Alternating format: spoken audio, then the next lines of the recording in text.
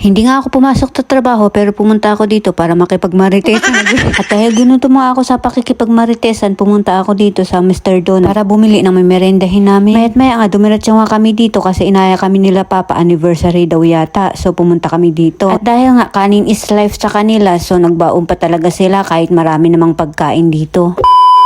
Hello mga kakitsay! So ayan, ito nga ang buhay natin dito sa Pilipinas after abroad. At dahil bagong umaga nga, susamahan nyo kaming gumala buong maghapon. Dahil nag-aya nga sila mama at papa dahil anniversary daw dito, so pumunta kami dahil alam ko maraming pagkain dito. Uy girl, hindi yun ang pinunta mo dito.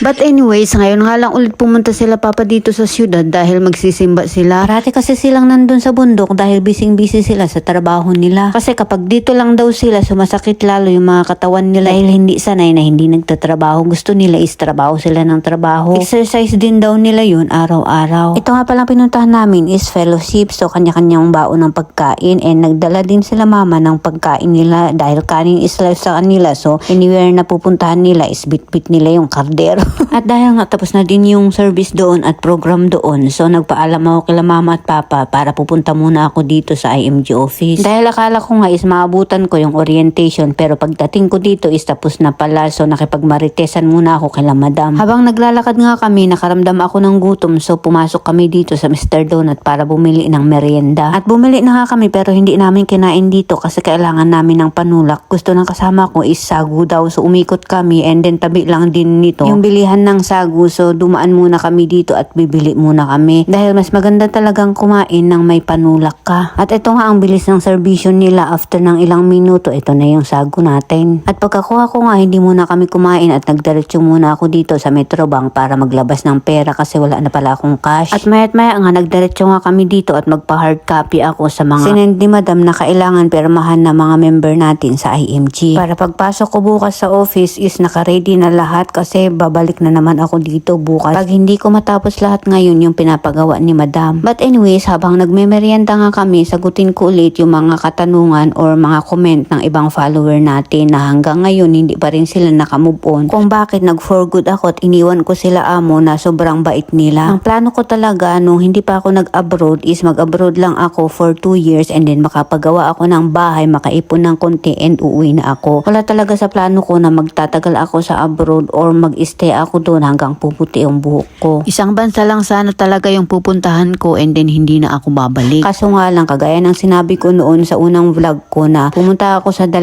bansa pero hindi talaga ako pinalad. So nakipagsapalaran ulit ako sa Hong Kong and then yun nga, pinalad ako, biniyayaan ako ng mabait na amo doon. Nag-set ako ng years kung hanggang kailan lang ako mag-stay doon sa amo ko. Pero yun nga, unang taon ko wala talaga akong naipon dahil pagdating ng sahod ko is sobrang gastos ko. Bili dyan, bili dito na kahit hindi ko naman kailangan. Hanggang sa yun nga yung ka-churchmate ko si Manilyn, pinakilala niya sa akin yung IMG. Nung una is nagdadalawang isip ako baka scam ganito.